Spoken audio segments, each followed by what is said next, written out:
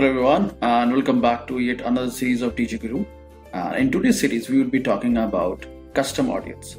So what is a custom audience? So we must have many times seen that if you're going to any e-commerce website and when we leave that website, we see the same product advertisement starts chasing us.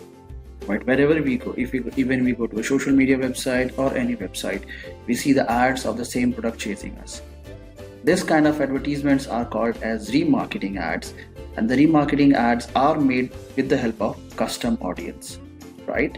So with the help of custom audience, we define when our ad should follow them, right?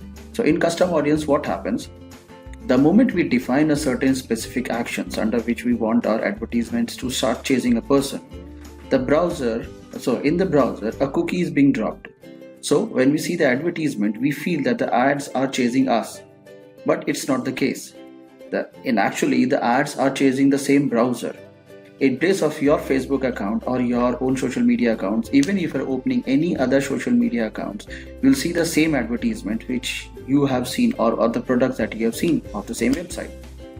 So indirectly, with the help of custom audience, a brand is able to chase the audience under specific actions that they do on their website, right? Specific actions may be like you are visiting a specific page, or you are visiting a page but not visiting another page, or there is specific duration which have been crossed and you have not came down to the website. With the help of many other strategies, we can target our audience in a best effective manner so that we can show that specific advertisements only of the product which they are into, right? So I hope this was a basic introduction of the custom audience that we say in Facebook. Fine. Hope this video of custom audience is clear to you. In case if you're finding any other doubt in custom audience, do just write the same in the comment section.